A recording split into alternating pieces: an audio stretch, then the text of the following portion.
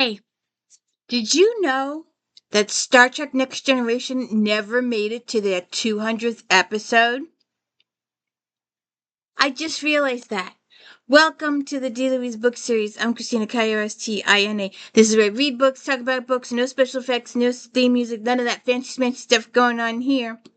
And every Fridays we recap Star Trek Next Generation episodes. And every Monday we do Flashback Monday for Romantic Times book review. And the co-host is here in her spot. She's here. Say hello to your fans. So the co-host is here. And they stop at 277, or technically 177, because the first episode is 101. So they stop at 177 episodes. They never made it to 200. After today, we have 11 more episodes to go, and then we start Voyager. There are several, like Star Trek Next Generation, the Picard one where he's tortured with the lights. That I do not like that one at all. It horrifies me. There's a couple of Star Trek Next Generation episodes that I didn't like as we went through them all. Please go check out those reviews. Those recaps, sorry. But it just occurred to me today that they never made it to episode 200. And the Nitpicker's Guide stops at season 6.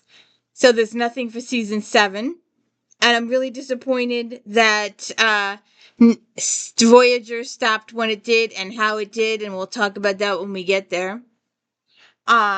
Maybe we'll hear some news on Voyager. There's been rumors all over the place about Voyager lately. I have no idea. I know nothing. I just listen to all the other people talking about all the rumors. So we'll see what happens.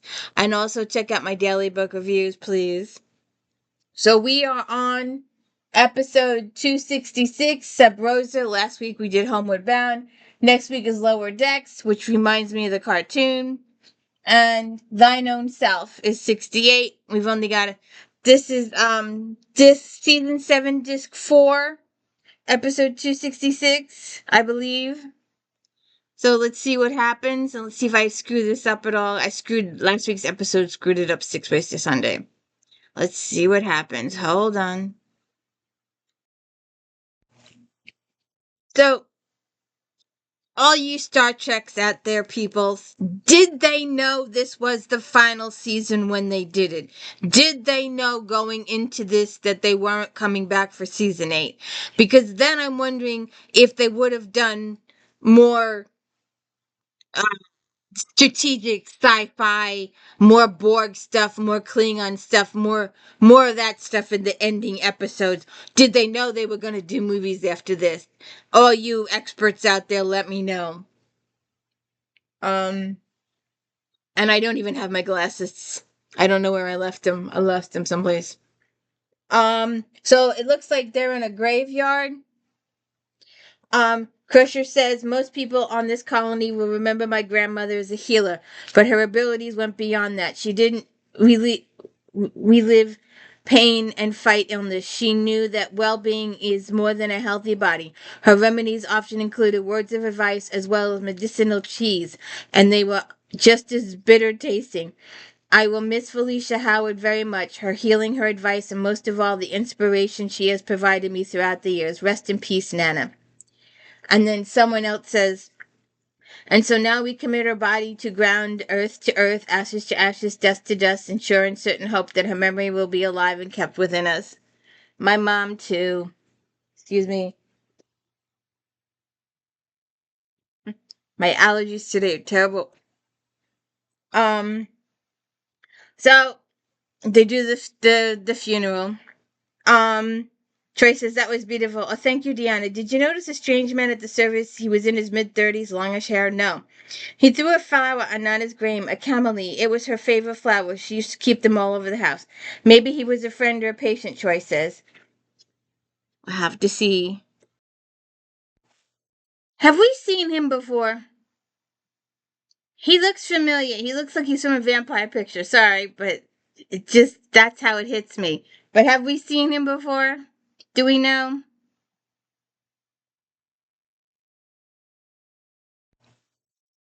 So here she is talking with Troy about that guy.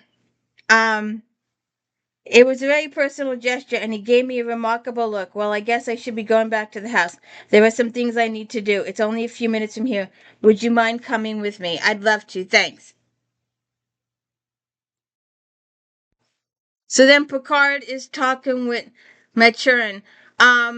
How long are you how long are you planning on staying? A few more hours. Why? Well, as you know, Caldas is one of the first terraforming projects of Federation. Our weather controls and fusion systems are nearly a century old. I wouldn't mind having a starship engineer look at them. Perhaps give us a few upgrades, maybe in exchange for a tour of the colony and a home-cooked meal. Well, we'll do it Starbase 2621 tomorrow morning, but we could delay a few days. I'm sure we could find the time. Excellent. I would enjoy that tour. Calder's Colony is most impressive accomplishment. I feel as if I'm in the Scottish Highlands. That was the intent, Maturin says. The cornerstone of every building in town was brought from Edinburgh, Glasgow, Aberdeen. The founders wanted everyone to feel they had a piece of the real thing here. They didn't want to just imitate Scotland, they wanted to recreate it. I'm curious, Governor. You're obviously not Scotch yourself. What drew you here? Well, something about the culture, the heritage. When I was a boy, my family visited Glamis Castle in Scotland. As I looked out across the Highlands, I felt as if I had come home. Okay. So then Troy and Deanna go into Crush, Dr. Crusher and Troy go into Crusher's grandmother's house. And they're packing up stuff. Um, Troy sees a picture of her grandmother. She says she has remarkable green eyes. Every woman in the family had green eyes except for my mom and me. How well do you remember your mother? Very well. I loved her very much. I can remember her face smiling down at me. I can remember the sound of her voice and her scent. But mostly I remember Nana, who raised me after her mother died. And then she shows her some more stuff, the family heirlooms. They talk about what stuff she's going to take back to the ship. And uh, Troy goes up back to the art stair, and Crusher starts reading her. After Troy leaves, Dr. Crusher starts reading her grandmother's diary. And there's a guy in the house. Let's go see what happens. So this guy comes in the house. And Beverly wants to know what he's doing in the house. I would be high and mighty with me, Beverly Howard. I spent more time here in the past 5 years than ye have in the past 20. Who are you? I'm Ned Quinn. I took care of your grandmother's house and her affairs. She never mentioned you. There's a lot of things she there's a lot of things she didn't talk about. Let me get rid of that candle. Why? That candle has brought nothing but misery and bad luck to your grandmother. Look, Mr. Quinn, I don't know what your relationship with my grandmother was, but this is my house now, and these are my things. That candle has been a curse on your family for generations.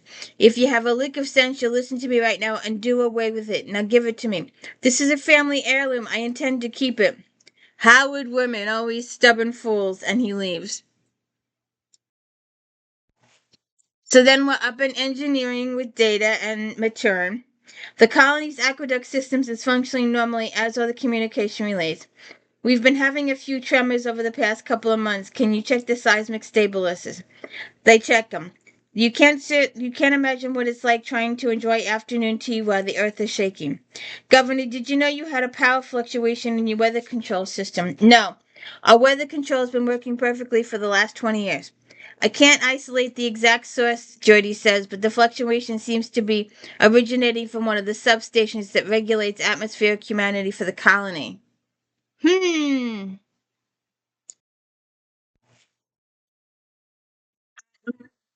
Not yet, but power distribution patterns are already off by 5%. I suggest we analyze the planet's weather patterns to see if they've been affected. I'm reading unusually high humidity across the entire southern desert region, and there's increasing clouding activity above the north coastal. Possibly the formation of a storm. A storm in the middle of the summer? We don't have rain this time of year. Data, let's see if we can correct this. I'll check out the colony's climatic flow array. I'll run a diagnostic, Data says. Don't worry, Governor, we'll keep you dry. I certainly hope so. There's a saber toss scheduled for tomorrow. I'd hate to see it be canceled by rain. So Beverly's talking to the captain about her grandmother and said, "You wouldn't believe what I've been reading about my grandmother's journals. Do you know she had a lover and she was 100 years old? It would seem that the Howard women have exceptional, vigorous libidos. I certainly hope so. I hope I can find a handsome young man in his 30s when I pass my century mark. 30s. According to these journals, his name was Ronan and he's 34 years old. They met just after my grandmother's great grandmother's death, and I think I saw him at the funeral. A handsome young man tossed a camellia on her grave. But the strangest thing is she never mentioned him to me, ever. She never mentioned the guy. Well, it looks like we're going to be on Caldos for a few days more. This would be a good opportunity to get your grandmother's affairs in order." She's like, "Okay." So then she has a dream about the guy that we saw in the beginning, that she's in bed with him.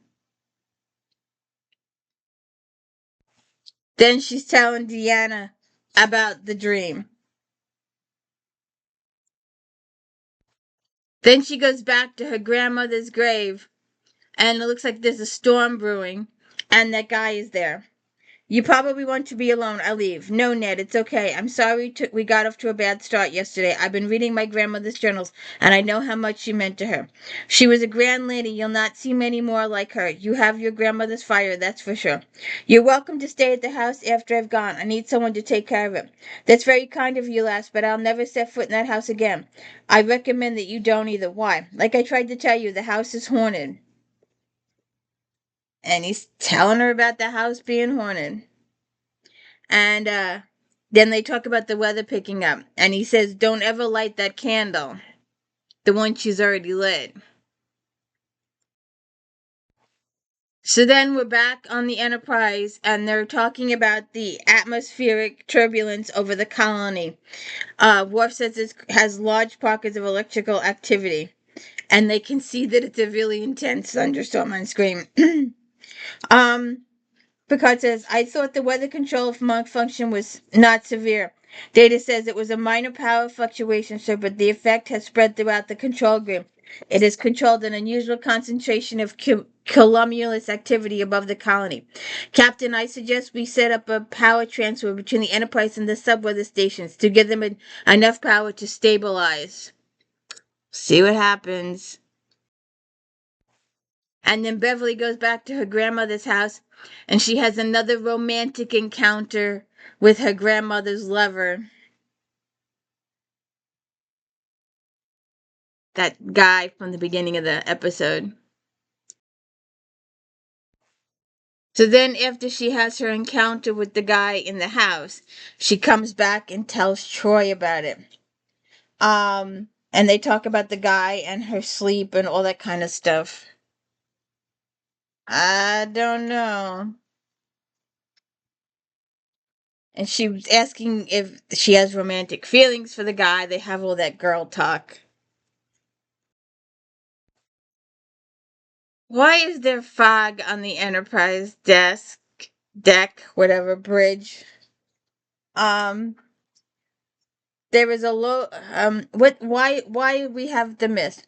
There appears to be a condensation suspension of water vapor, approximately 1 degree Celsius. Fog.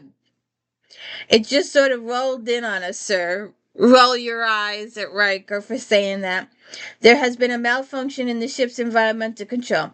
We've traced the problem back to the power transfer beam. There's some sort of feedback coming from one of the colony's weather substations. Another power fluctuation? Captain, the temperature in the 10 forward has dropped to below freezing and deck 13 has lost gravitativity. Master Data, disengage the power transfer. I've been unable to terminate the connection, sir. A feedback loop has formed in the transfer beam. I will have to go to the substation and attempt to correct the problem there. So he's like, "Make it so. Go do it." All right. I think I skipped a part. But they find a guy in the weather system and he was the one that was trying to disable it. And um, they said uh, they pull him out, and he's dead. And Jody says, from what I can tell, he was trying to shut down the entire weather control system. He was pulling out the primary plasma conduit. That's probably what caused the plasma discharge that killed him. I knew Ned quit. He was an honest man. He mostly kept to himself. I don't know why he'd try something like that. It's going to take us some time to get the system back online, if we need another day at least. In the meantime, Governor, you should expect the weather problems to continue.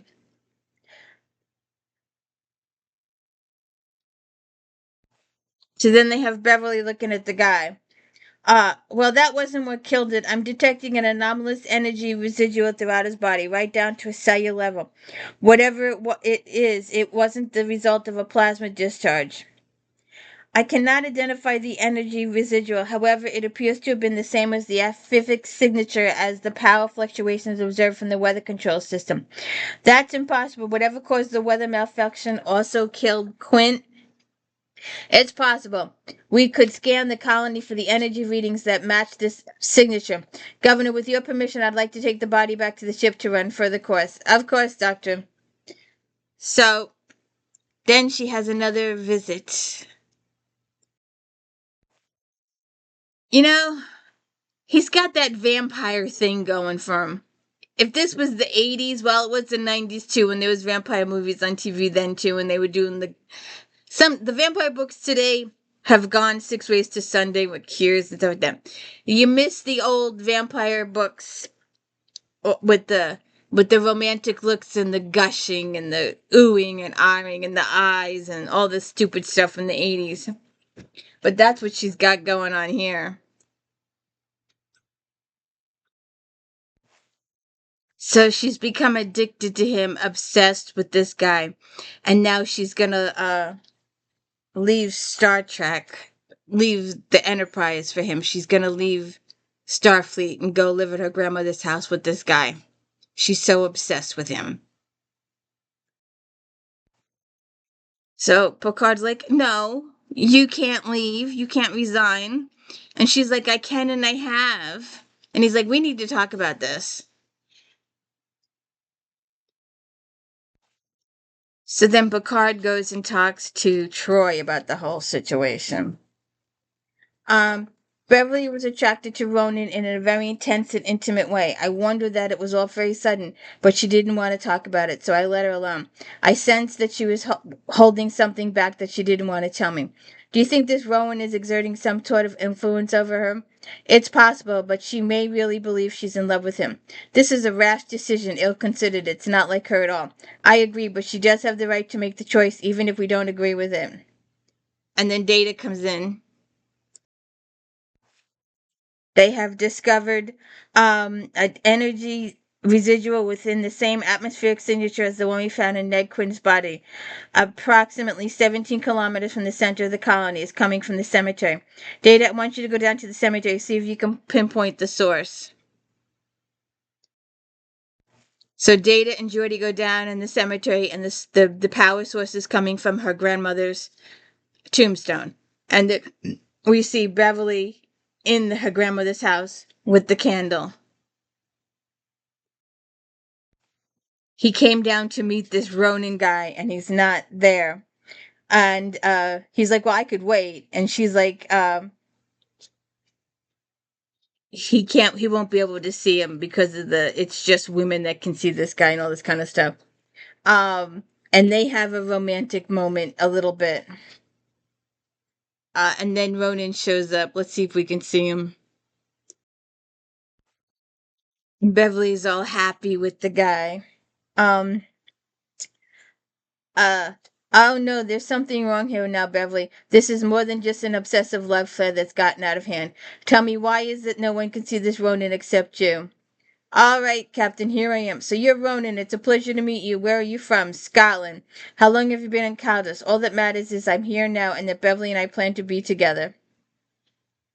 And then Data tells him they've located the source of the energy residual and it's coming from her grandmother's tomb.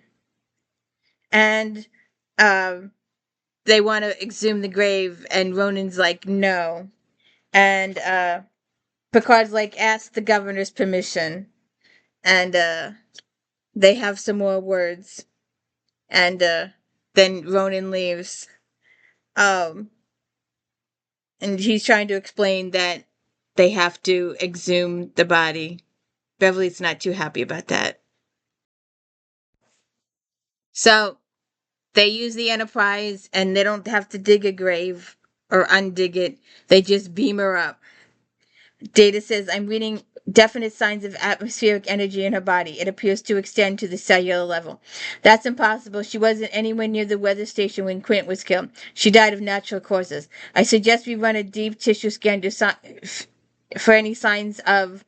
And her eyes open. And apparently, Felicia, he's in her grandmother. He's taken possession of her grandmother. Um, and he he says the reason he was trying to attack Ronan and not Ronan, Geordi and Data was because they were trying to take him away from Beverly.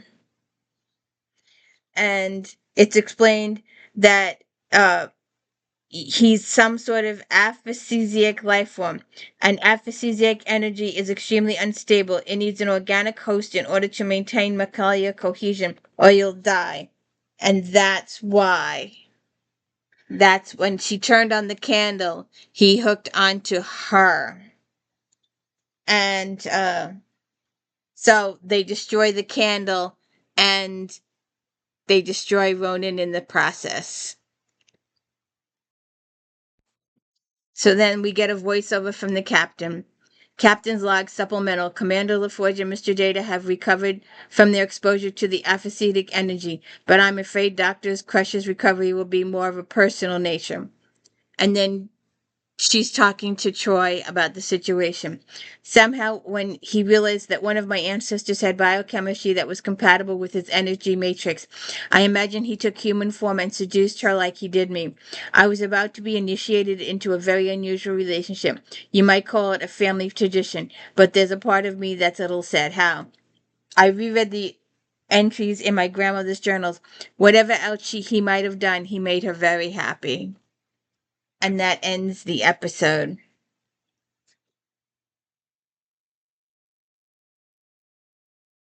So that's the end of Sub Rosa.